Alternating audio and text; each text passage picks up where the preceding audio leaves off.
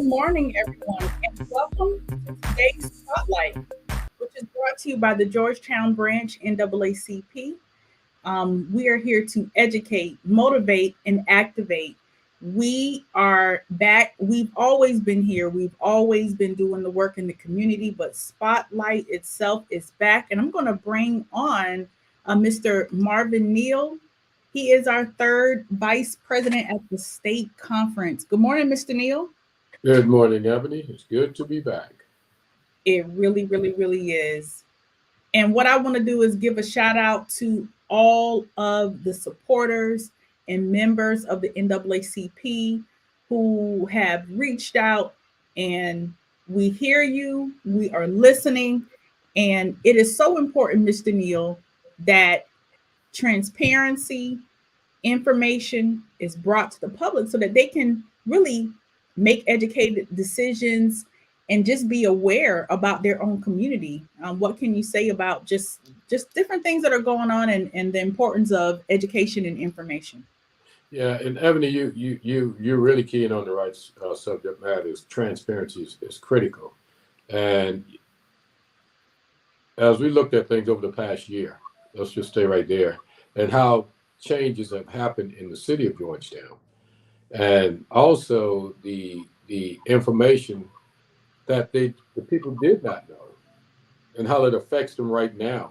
And I think that's critical, and it's not a Democrat, Republican, or independent thing. It's just a nonpartisan thing. People are the underserved is really underserved, Right.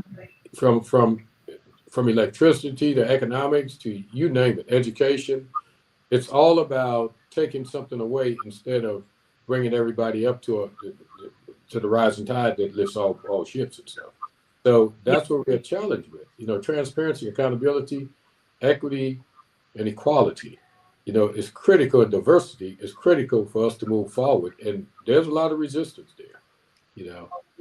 A lot, Mr. Neal. And it's, one thing about information and transparency, people, you have to be educated about whatever it is that you're doing so that you can make really good choices. And one of the things that you really should be educated on is voting, and also who you're voting for.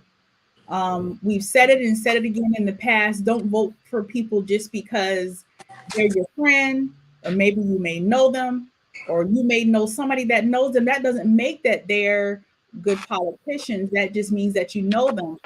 Um, I want to put this up, Mr. Neal, and let this be some food for thought.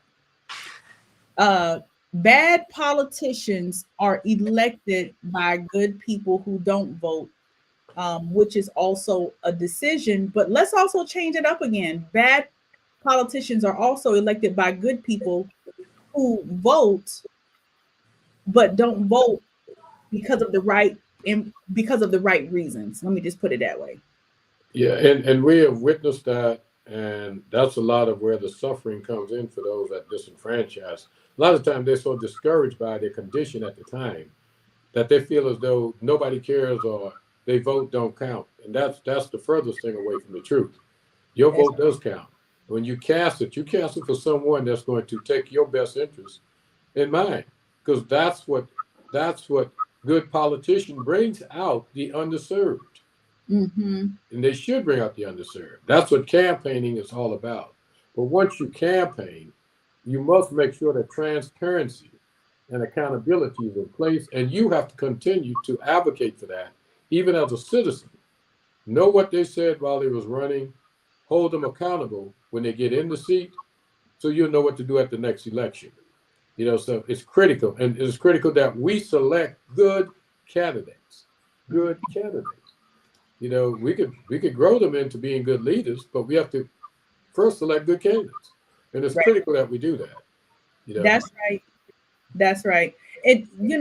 So what we're going to do, if you would, thank you so much for joining today's Spotlight, which is brought to you by the Georgetown branch of the NAACP, where we're here to educate, motivate, and activate. And today we're having a show about elections, not just elections, but the reasons that you should always be in tune to the information that's around you and decipher how that fits into the whole equation of how you should actually govern yourselves. If you would, please make sure that you share this to your page. Tell others about the NAACP Facebook page. And then we also have a YouTube page, believe it or not. Go on over to YouTube and you're able to see content, get information. I would say very true information. But anyway, what we want to do is invite our special guests on board. We have Miss Joan here. Thank you for watching this morning, Miss Joan. She is instrumental in our community, and we're so blessed to have her. She is just phenomenal. Let me go ahead and bring on our special guest, Mr. Neal. Mr. Sheldon Butts. He is hold on. I've already got Sheldon on here. Good morning. Good morning. How are you? Good afternoon. Good afternoon. I keep saying good morning. It is afternoon, isn't it? Well, it's morning somewhere.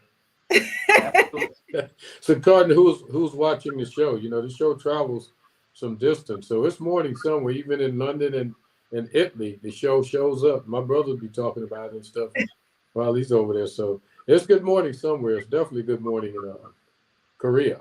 It definitely is. It's we have that tropical storm, little rain outside. So anyway, good morning, Sheldon. How are you?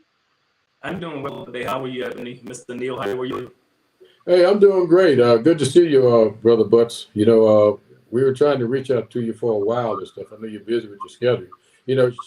Brother Butts is the political action chair for the state of South Carolina, NAACP. And I think it's critical that we keep him in tune with this show, or either, just make sure he is not only the special guest, but highlighted every Saturday and stuff on spotlights of things that's just going on around, not just in Georgetown, but abroad also. Because what affects one city, it affects all cities. Because it's like in the water, when you throw something in there, it travels, Absolutely. Water, I'm looking very forward to being a part of this spotlight, which is very important to the citizens all around the world, as you say, that need to be informed about things that sometimes go over our heads or under our heads. So I'm very happy to be a part of this process and looking forward to going forward with you all with it. Very good. So what we would like to talk about right this moment is the upcoming city elections in Georgetown. It seems to be a really big deal. I know that it's a big deal. Can you talk a little bit about it, about when and what's going on? Yes, this is a very critical election coming up, city council election that is coming up in the city of Georgetown in November. And it's very critical for a lot of different reasons, but two specific reasons is right now, for the first time in the city of Georgetown history, recordable history, we have a Republican-led administration. And we as in the city of Georgetown was only one of two municipalities in the state of South Carolina that still have partisan elections. And right now we have no control.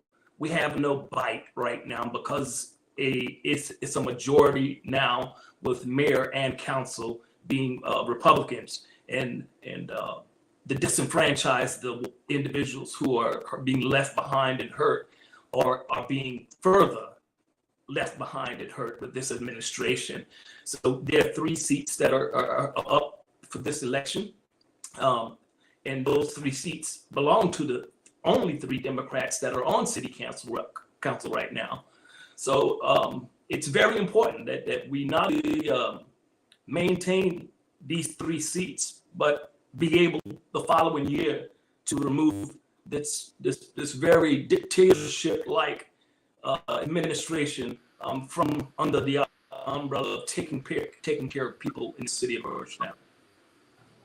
I heard you mention the word dictatorship. Can you explain exactly what you mean by that? What has happened? I guess in the history of what's been going on on city council that would make you use the word dictatorship like. There is a known but unknown, or known but unseen notion that there is a clear socioeconomic divide within the city of Georgetown. A clear socioeconomic divide that just didn't happen overnight, but one that has been grown and heavily rooted from Georgetown. And this administration, upon being sworn in, have changed so many things and had made so many things hard and so many things unjust people who do not have. And everything that's done with reference to this administration is focused on only one portion of the city of Georgetown. And then that which is not focused on one section of the city of Georgetown is left out. So that's why I said there's certain things within the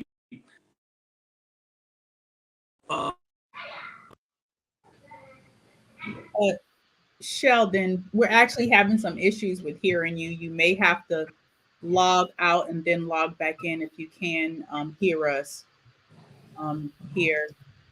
But Mr. Neal, can you, while Sheldon, we give him a moment to come back, what can you say about the information that we could hear thus far? Well, what I think Sheldon is leading to is the direction that the council is going now with it when it comes to budgets and how they control the budget and who's back is paying who's paying the price behind what they have done within this last year's budget, and how they're planning on raising funding for the budget. When you have a budget where you're utilizing electrical utilities as a means to balance your budget, that's coming off the back of the majority of the Black community that lives in the city of Georgetown that's affected by that. And I say that because when you're dealing with electricity and utilities, you're dealing with winterization and everything else that affects that within the underserved and the Black community. Installation of homes, stuff of that nature, and built to from an economic standpoint, economic feasibility standpoint. So when you're talking about that, the majority of say 50-50 of Georgetown, the Blacks that live in the city, they're not homeowners, number one. So it affects all of Georgetown when it comes to the underserved.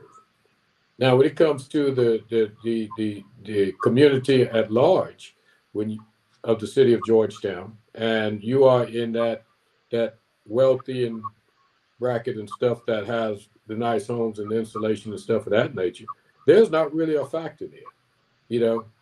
The intent, that the discussion was, why not raise the tax base of all the homeowners? And see, that's when it affects the majority of those that's I'll say on the top 10% of Georgetown there. That's where the funding is coming from, and which they call the affluent people, from the standpoint of dictatorship, what Sheldon was talking about. So yeah. They put that load on the back of poor people. When you say utility and raising electrical rates, especially at the rate that they have raised it, and to state that it have never happened before, it came before, the utility rate was raised before.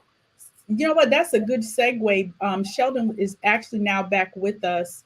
And it's not a Democrat-Republican thing, which we are nonpartisan, but it's a poor people thing, and it's the underserved that's being affected. And that's right.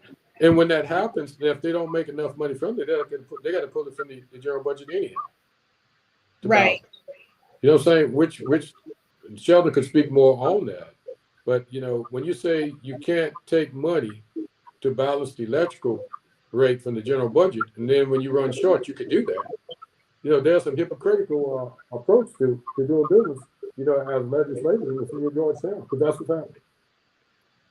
Sheldon? This administration actually raised rates, behest a contractor that came in to advise them of what was best for the city of Georgetown. A contractor that came in that's not from Georgetown, does not know anything about Georgetown and its makeup.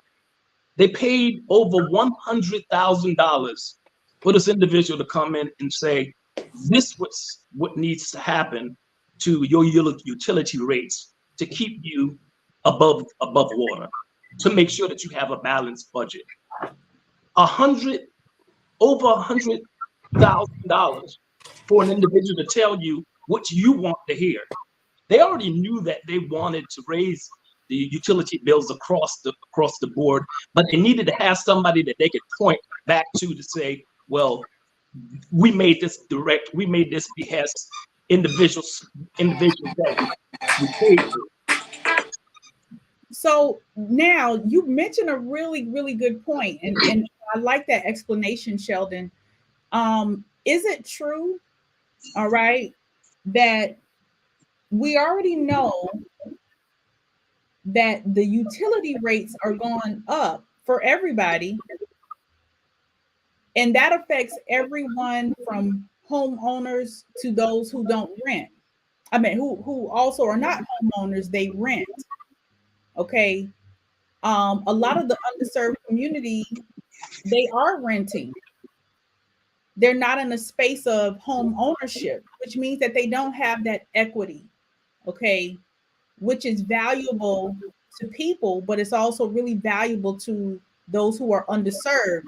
So with all that being said, with the increase of utility rates that affect everyone, I was told that the property taxes have lowered for those who have property. So what sense does that make? You once again, if it's true, you tell me whether that's true or not, but does it make any sense to lower the property taxes for those who can afford it, generally, who have property, but you increase the utility bills? So see, the city of Georgetown currently has a spending problem. That's the focal issue with reference to where we're at right now. We are trying to spend. You cannot spend your way out of inflation. You can talk to any economic expert and they will tell you the way that you try to soften the blow of inflation is by less spending and raising taxes. That's less spending and raising taxes. Now, it shows you over the last 2 years that this administration has been in office, they have raised the budget by $7.5 million.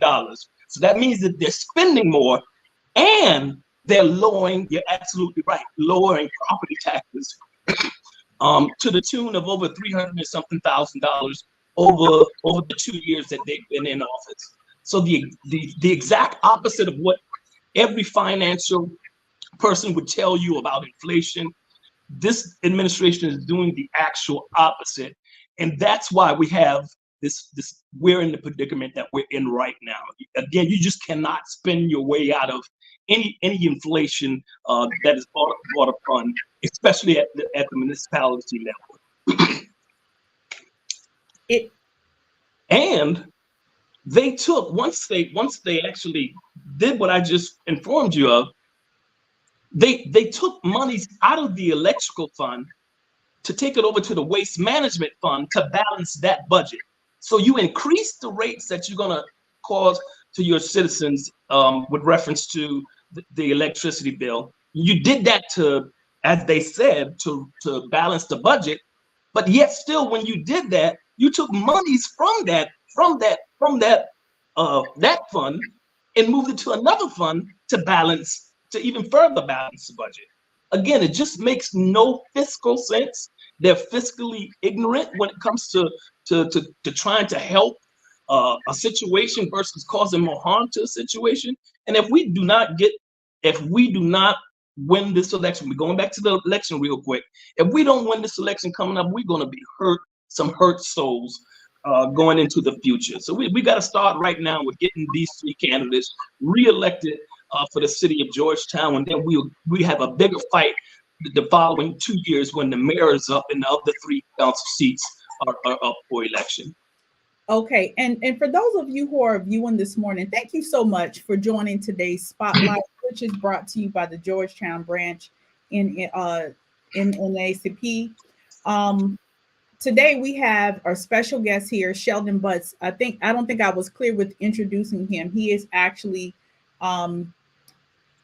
representing from the state level of the Democratic Party. The NAACP is a nonpartisan organization, but he is here as a special guest to give some insight from that perspective about what's going on in our city and also what people should expect. So we are going to bring him back on. He's talking about candidates that are running, Democratic candidates that are running for city council. Can you tell a little bit more about, because of the problem, the solution in voting? Can you do me a favor? Let me regress for 1 quick second. Okay. Mayor Giroux says every day on social media, in the front of the news, on email, on Facebook, that all of this is because of past administrations and their lack and inability to nominally increase utilities over the years. I sat beside Mayor Giroux for 4 years on city council. Those 4 years that I sat beside her on city council, we raised utility rates twice. For a fact, this is all factual. And before that, before that, when she was on council, she's been on council for eight years. They have nominally raised rates to not hurt the individuals who are going to be affected by the raise. So the mere fact that she is comfortable with regurgitating to people that it's previous administrations that caused the problem, she's never voted once against any budget in the city of Georgetown while she was on council, or brought a concern about the budget and how it's not working with the utility while she was on council. So that's very, very, very ugly, to say the least, with reference to how she's trying to pawn it off on the past administrations with the problems that we have right now.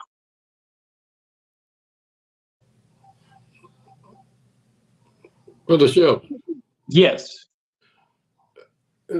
I just need clarity. Wasn't Mayor Giroux on council before she became the mayor and voted for those same utility rates? Right? Absolutely. So, see, and that's the hypocritical approach that she have taken, and to lower property tax is really a slap in the face, because that only supports the affluent that they call in Georgetown, which majority homeowners. But those that actually, everyone pays utility bills, and that factor becomes a critical factor when you raise it. And they're challenged right now with renovarization of homes and everything else, and because that was one of our biggest challenges when we did the SC Stay help people in Georgetown after the moratorium was lifted back in 2020. So our challenge is even greater now than then with the electrical rates.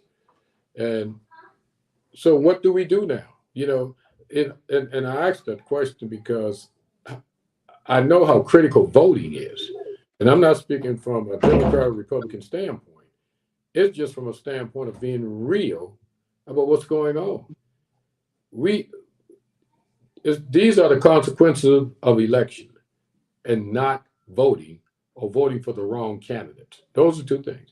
Not voting or voting for candidates that's not in your best interest, is the worst thing that can happen, especially not voting. I don't tell people who to vote for, but we need to feed them the information so they make a good choice when they walk into those ballot booths and not be influenced by a chicken sandwich and everything else that folks throw at them, or the promissory notes that have failed them, in the past by not voting.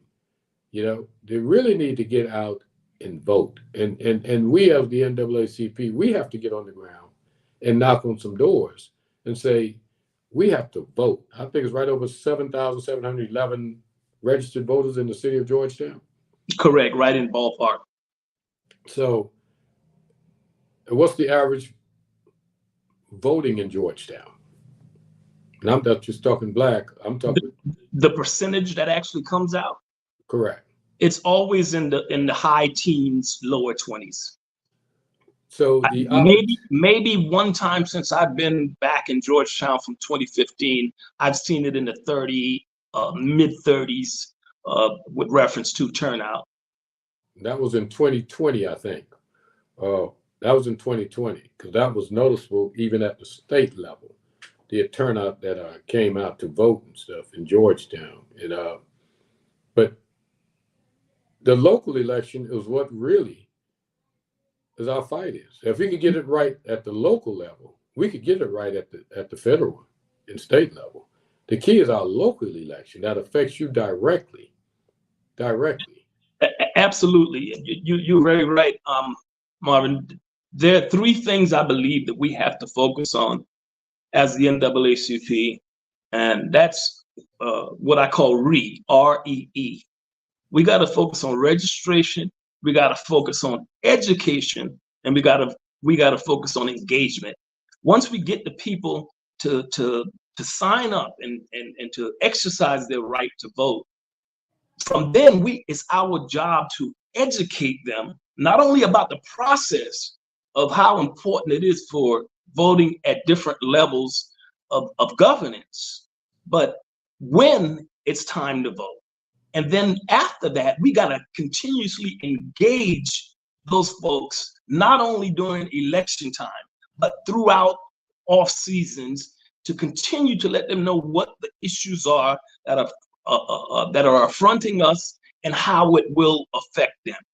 If we don't have those three components as a organization who is responsible for getting out the vote, we're doing a disservice. And I know we aren't, because those are three things we will be focusing on here in the state of South Carolina from the NAACP standpoint of view.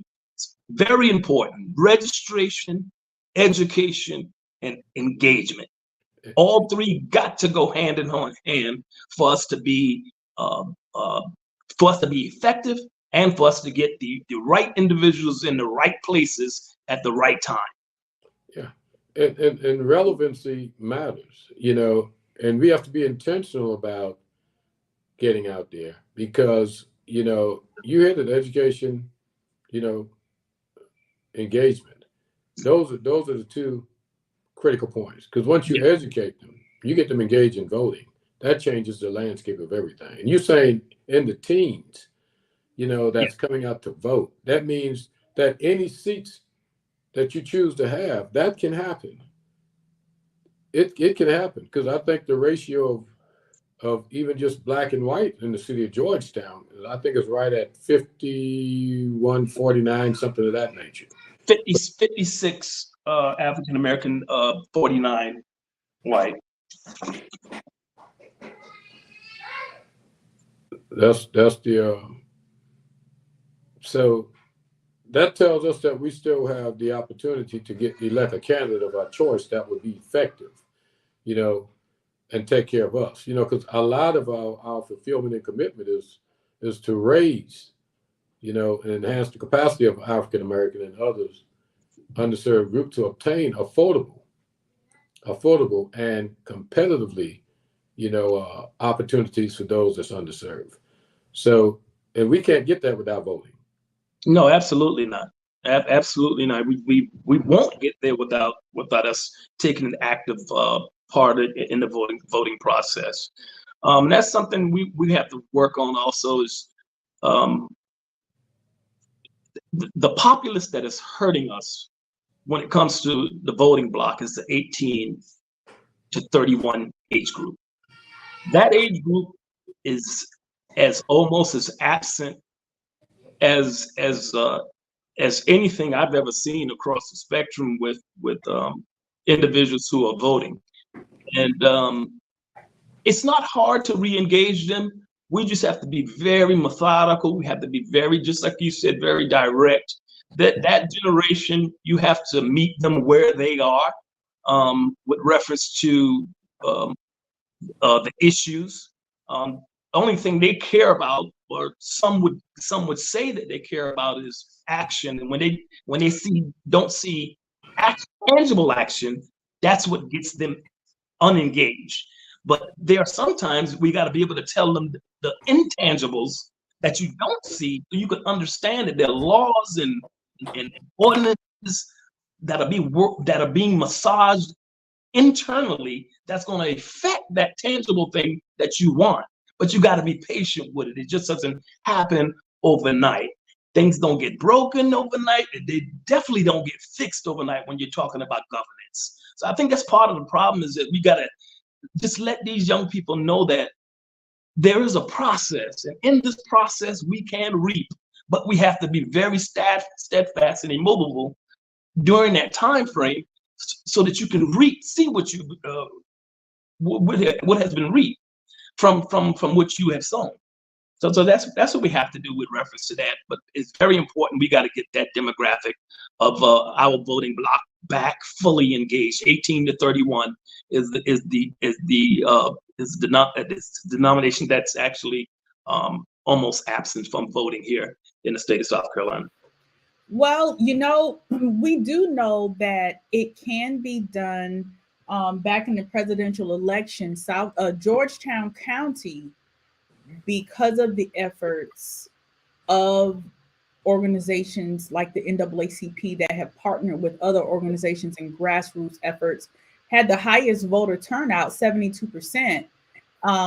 Now, that was the highest in the state. And so I'm really happy to hear that means it can be done for the local elections. But the problem is that it tends to be that people want to vote for the president, but then they don't see the value of voting, let's say, for our local elections, such as the one that's going to be in November. For those of you that just joined Spotlight, thank you so much for joining. We have our special guest here, Mr. Sheldon Butts. He's talking about giving some insight about this particular election and what people should be on the lookout for. What would you say to some young folks, or anybody for that matter? Okay, if we can turn out for presidential elections, why should you be there why is it important to vote on the local election? It goes right back to education, Miss Ebony. We grew up hearing the saying, what you don't know won't hurt you. I'm telling you, that's the total opposite. What you don't know hurts. So a lot of individuals were taught to vote on the notion of every 4 years for the presidency. Or they forgot in high school that you were taught that there are 3 branches of government, and the one that affects you most is the legislative. And that's in the middle, because everything in that legislative branch is the one that's going to determine your disabilities, your income. That will determine your Social Security and what you put into Social Security. The legislative branch will actually determine your needs in social welfare reform. So that's the part that individuals are totally uneducated in the process, or just don't remember that you've got to vote every 2 years not just looking for every 4 years. That executive branch, by the time it gets to the executive branch, laws are already ready to be signed into action. So we got to focus on the legislative branch, and how we do that is, again, I believe we got to re-educate individuals on the branches. It may sound kindergarten and elementary, but you know what? That's what we need to do to get back to a point where we are exercising our rights to vote from people who have bled, died, and suffered for so many years during the civil rights era, to ensure that we have the rights to vote. If that's what we have to get back to, with educating people from an elementary level, I'm fine with that. But we have to let our people know that the importance of voting every 2 years. Don't even tell them every 4 years. Everybody should have the thought process that every 2 years I'm voting, regardless of what the seat it is. I'm voting every 2 years for something. But you know, just this week, as a matter of fact, just last night, I was having a conversation with with people about the same age group, that 18 to 31, and I think our greatest opportunity is in the barbershops, in the beauty salons. Okay, so that's our campaign format.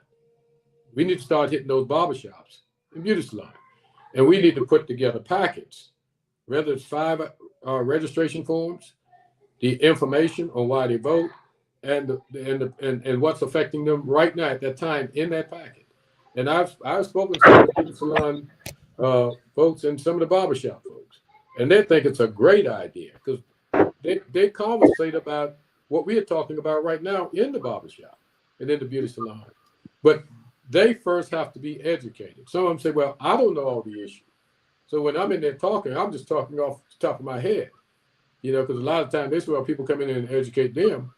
But when they leave, when that 18 to 31 walks through that door, who's educating them? You see what I'm saying? So we have to make sure we're intentional about what we say we're going to do, and make sure we do it. Because I'm personally putting together packets right now. I just picked up registration forms and everything else, and they are eager to get it in their hands. So that's one of the campaign that we need to be on right now, getting folks registered to vote, finish registering to vote before October 7th. They could vote in that November election within the city here. So we need to hit every barbershop to get that Black voting age population out to vote, get them educated, and that's what we're going to do. So I'll say on this show today, when you go to your barbershop and your beauty salon, we need to make sure that you understand that you can get registered there and you can get information there on why you're voting and how to vote, and also updating your voters registration. If you already registered to vote, if you haven't voted since 2018, you need to update that also. And that's all need to be a part of that package. So we're going to be continuing to put that together and stuff this week and get that out. Absolutely. So as we're wrapping up this show, any final words, Mr. Butts, do you have anything else, or are we all hearts and minds are clear? Well, hearts and mind is clear, but hearts and minds is heavy over this situation. It's very heavy over this situation, because we understand and we feel and we see where the need is, and we understand and we feel where we need to go. But getting there is that hard process, and we just got to put a fight in like we never had before, with reference to this process of registration, education, and engagement. We have to make that our key cornerstone to everything we do. Sign them up, teach them how, and continuously engage them. So those are the three things I think that are key and will be fundamental to the success of ensuring that we have the individuals who are placed into governing positions that have the best interests of us. Is that we keep individuals registered, educated, and then engaged at all times. Thank you so very much for joining the show this morning. We look forward to having you back, and you play an instrumental role into the community. And we thank you for your time today. I welcome anytime. Give me a phone call. I'm only a phone call away. Thank you very much. Thank you. Have a good day. Okay, bye-bye. Mr. Neal. And for those of you who just joined, please share this to your page. Invite others to subscribe to our YouTube page if you're watching us from YouTube. And also make sure that you like, comment, and share if you're on our Facebook group. Thank you so much. But we're wrapping it up. But Mr. Neal, this is just really only scratching the tip of the iceberg as to what's going on. And right now, you know, I think that, again, the NAACP is a nonpartisan organization, but when I'm talking to people out in the community, all I can hear is their problems. You know, the problems are that they can't afford or barely can afford their light bill, or robbing Peter to pay Paul to pay light bill, and this, that, and the third, and people not being aware of the resources that are out there, but also not being aware that the issue we're in is because of the choices that we've made in the past. And what I mean by that is the choices that we made in the past to either vote or not vote for the individuals who have made decision on council, on any council, okay? But right now on this show, we've been talking about city elections that are getting ready to come up here for council. Close the door. Things that are running. Sounds like Mr. Neal got some babies. Babies. Yeah, I got some babies. I got some grandbabies here this morning. Yes. But hey, it's a joy just to have them here and stuff. They're getting a little antsy right now, but we closing out. But my final words would be, Ebony, let's make sure we and everyone be intentional about our everyone voting, but especially that 18 to 31 year old, because that's where we are really hurting at. Like I say, go back to the barbershop and don't look past November. Let's look at November. Let's look at November, and let's get some people back in office and get some people voted in. That's going to take care. That's going to take care your best interest in the city of Georgetown, you know, the underserved community, you know, because what affects one, it affects all when it comes to the underserved. But when you're looking at folks that looks only at the affluent, or those that say the tax base, if that's the case, use the tax base to raise your budget and not the electrical base to raise budget, because you're only affecting the underserved then. You're not affecting others in Georgetown. So it's critical that we do that. And I also like to say is we are building en route to 2024 election, presidential election.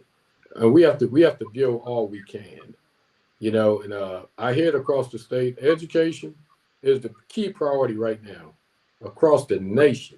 Education, book banning, stuff of that nature. We're not going to go into that today, because there's a lot of fights going with book banning. Talking about zero tolerance policy, a lot of that's going. So that's going to be our future show coming up. You know, book banning and zero tolerance policy and how it affects us as the school. Housing issue, huge. You know, dealing with that in Myrtle Beach right now. You know, Florence, children being kicked out of school with no alternative to go back to any type of school, whether it's virtual or what. Trying to get rid of. Have a superintendent there trying to get rid of the alternative school in Florence. So there's a lot to talk about and really dig into. So, but we're gonna get off the show. It just burns you to see how people are intentionally trying to affect. And like our last president said, go back to where we came from. You know, take this country back. No, he meant take this country backwards, not just back. He's not too educated, so I guess he missed the last part is backwood. You know, and we have to really make sure that's not happening, because our fight has to continue. Educate, motivate, and activate. And last but not least, I like to say condolences to the White family, Vanessa. She lost her husband, a legendary guy in the city of Georgetown, Mr. Billy White. I mean, from military to the police force to park and rec, you know, low country veterans. I mean, just did an awesome job for the people of Georgetown. Very few come through like him. So we have to step up our game. You know, if I could just do half of the things that he have done, I think I've done something great. You know, so look forward to that. His funeral is going to be at the Howard Center on next Saturday. I think she said 1:00.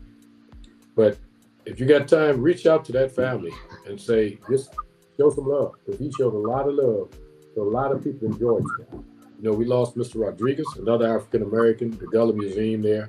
Huge guy, monumental. Then we lost Ms. Spears, another lifetime member of the NAACP. You know, we want to say a shout out to that family, keep them close, show some love, you know, because that's what we have to do to move forward. And that's the end of this show. Marvin Neal, South Carolina State Conference, third Vice President. Thank you, Ebony. Thank you so much for joining today. And the last thing I'll leave everyone with at this time is that if you think, and especially for those that think that their vote does not count, I promise you, it counts more so in local elections, because it's not governed by how votes are not counted like how it is in the presidential election, where you have the electoral college. Every single vote in local elections counts. So please get out and vote. And we want to leave you with something here.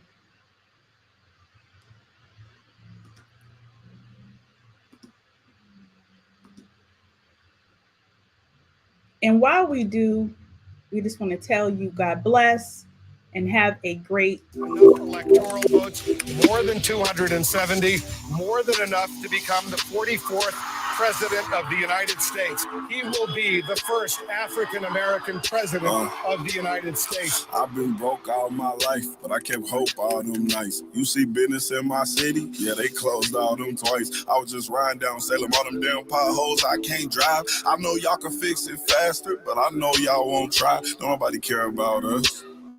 And that's why I don't vote. Voted for Obama back in 2012. I remember that's when I had hope. He was saying, yes, we can. And everybody got less food stamps. And when I turned 21, I was still broke. I'd never vote again. I don't think I ever had a president make my life better. Did it out on my own. Ain't no politician ever do a nice gesture. I don't even know the man's name. I ain't never seen her one time ever. Tell me how she gonna help the city. What I'm supposed to do, write letters? What I'm supposed to do, blame Trump? He ain't never really gave a ain't nobody raised minimum wage. None of these jobs pay enough. I think they just want to keep us broke, cause they ain't putting nothing in place for us. This how all my people feel, but we gotta learn. We complained enough. Let me change it up. Everything I just said, everybody I know think the same way. See, they don't want to see us vote, and we never do, so we see the same thing. But all our votes really do count, and they'll never really let it show. So now I'm finna break it down, cause if I don't, you would probably never know. First thing first, you know back in middle school when they taught us, it was 3 branches of the government. We forgot it when we got older. It's the judicial, the legislative, and executive. But all we know is the executive. That's the mayor or the governor and the president. Now none of them 3 people make no laws. They just be checking them. The laws come to their desk and all they do is say no or yes to it. So when the news station tried to tell us that Barack Obama couldn't put us on, we was all salty at Obama when it was the Congress members all along. We gotta focus on the legislative branch. Yeah, they the ones that make the laws. Yeah, they the ones write how much food stamp money you get on the card. But when people that wanted to help us wanted the job, I know they probably lost. Cause we ain't even know their name, we ain't know their face, we ain't know it all. So the Congress or the State House, that's legislative, they make laws. So what we want from the president is what they do. Okay, y'all? See, they election every 2 years, but we don't ever even go to those. The Congress, they can raise minimum wage, but we ain't even really know it though. So you know how back in 08, when we all voted for Obama, we was all supposed to go back in 2010 and vote for the Congress. Cause they the ones make child support laws. They the ones choose if your kids at school get to eat steak or corn dogs. The State House make the court calls. So if the country failed, then you can't say it's them, it's your fault. Cause y'all ain't know to vote for Congress members that was for y'all. And they don't gotta leave after 4 years, and we just let them sit. See, they don't wanna tell you this, they want you to focus on the president. Now the third branch is the judicial, that's judges. They the reason why John Crawford and Trayvon ain't had justice. So when Meek Mill got locked up just for popping willies, we blame the judge and not the city when they let her get voted in, cause they ain't know who to vote against. Imagine life on the other side. Roads better, schools better, everybody get their license back. Grocery store food better, custody of your kids back. Homeless people get new shelters. If we gon' fix the U.S., we gotta start with them 2 letters. Me and you. Somebody told us that the government wanna keep us broke, but the only reason why those people in the government is cause we ain't vote. And I ain't talking about the president, I'm talking about the ones we ain't know. See, they was gonna try to keep it low, but it's gonna hurt them when they see the pros. Every time you stay home, someone is making a decision about you, making decisions about the air you breathe, the water you drink, the food your kids eat, and how much money you bring home every 2 weeks. So every time you sit out an election, every time you don't show up because you think it doesn't matter, someone else is happy that you didn't show up so they can make that decision for you. Vote.